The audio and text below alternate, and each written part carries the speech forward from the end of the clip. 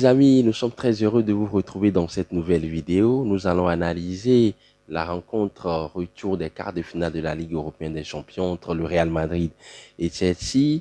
Mais en attendant, nous vous demandons tout simplement de vous abonner à notre chaîne YouTube et de cliquer sur la cloche de notification pour recevoir les prochaines vidéos. L'aventure s'annonce excitante et passionnante, comme le match qu'on a suivi tout à l'heure entre le Real Madrid et Chelsea, cette rencontre autour de la Ligue européenne des champions qui a opposé deux grands clubs européens, le Real Madrid 13 fois champion d'Europe et Chelsea, double champion d'Europe tenant du titre, qui a voyagé au niveau du Santiago Bernabéu pour rencontrer le Real Madrid.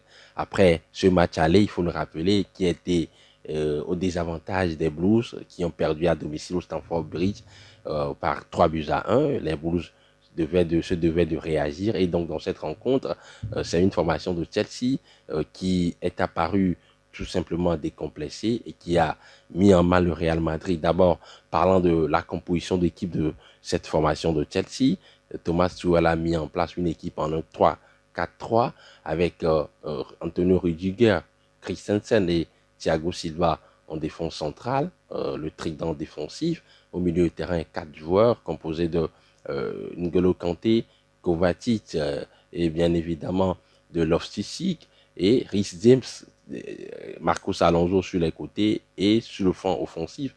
Et vous avez quand même ce trio-là composé de Mason Mount, Timo Werner et de ce joueur Kai Havertz qui ont tellement couru, qui ont apporté de la mobilité. Et donc, cette rencontre, moi, je l'analyse à deux niveaux. Je pense que il y a eu d'abord un temps fort pour Chelsea, pour les 3 quarts du temps additionnel. Chelsea qui a mis de l'intensité, qui devait de réagir après la difficulté du match aller et au niveau de l'état d'esprit, au niveau de l'attitude, au niveau de l'application, c'était un bloc équipe de Chelsea qui était bien en place, très haut, qui récupérait tous les ballons et qui gagnait les duels, notamment un N'Golo Kanté qui, bien évidemment, était dans ses beaux jours. Il a mis de l'intensité, il a déclenché le pressing, il a récupéré les ballons et à chaque fois la récupération du ballon dans l'utilisation, Chelsea était beaucoup plus créatif, était beaucoup plus inventif avec des redoublements de passes dans les intervalles et surtout de longues séquences de possession et ça se terminait par des accélérations foudroyantes au cœur du jeu, que ce soit Mason Mount qui revenait pour piquer à l'intérieur pour libérer de l'espace pour Kai Havertz ou Timo Werner, que ce soit Timo Werner qui demandait en profondeur. Chelsea a mis en difficulté cette formation du Real Madrid, surtout dans les premières 45 minutes. Et ce premier but de Mason Mount qui est venu d'une action d'école avec la longue séquence de possession, ponctuée d'une accélération foudroyante de cette déviation avec beaucoup de rapidité, beaucoup de fluidité, beaucoup de justesse technique de Werner pour retrouver Mason Mount qui a ouvert le plat du pied pour donner l'avantage à Chelsea. Derrière, en seconde période, les Blues ont encore mis de l'impact physique et ils gagnaient quasiment les ballons. Et ce deuxième but de Antonio Rudiger, et surtout le troisième but de Werner, 3 buts à 0. Et à cette époque, à cette période du match, c'était à la 74e minute, Chelsea passait devant le grand Real Madrid. Le Real Madrid était parti pour vivre une soirée avec beaucoup de déceptions, une soirée très compliquée, très difficile. Mais ça nous amène à la deuxième période. Le Real Madrid, comme un grand club, comme ce club sait le faire très souvent, le club a 13 étoiles dans cette compétition, le poids de l'histoire, la posture, la stature de cette équipe remplie d'étoiles a encore fait la différence. Le Real Madrid a en aucun moment dans cette rencontre, quand le Real Madrid coulait, quand le Real Madrid traversait des trous d'air des vents contraires, sans trembler, sans sourciller, son entraîneur Carlo Ancelotti a fait des changements.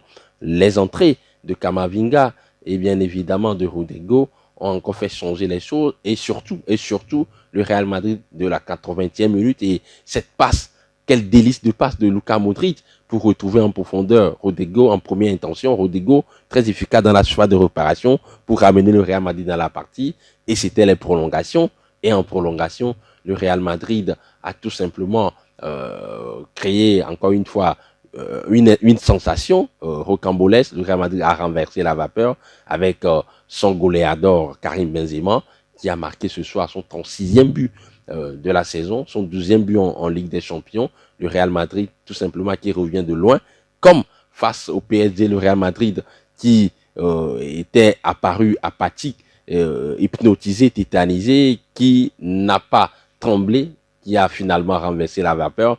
C'est le scénario idéal pour les hommes de Carlo Ancelotti qui décrochent ainsi leur ticket, non sans coup férir, non sans forcer face à cette formation de Chelsea qui a mis en difficulté le Real Madrid. Je pense que cette formation du Real Madrid, au vu du scénario, on allait rejouer ce match, ne passerait pas, mais c'est quand même le Real Madrid et finalement, ils ont su quand même, les joueurs de la Maison Blanche, faire la différence. Au cours de cette rencontre également, il y a eu des tournants dans cette rencontre, notamment ce but refusé à Marcos Alonso qui pouvait faire la différence pour Chelsea. Et finalement, le but a été refusé. Et en clair, en résumé, il faut dire que le Real Madrid est passé de tout près à la trappe, mais a su quand même jouer son voiture pour pouvoir renverser la spirale négative qui se dessinait.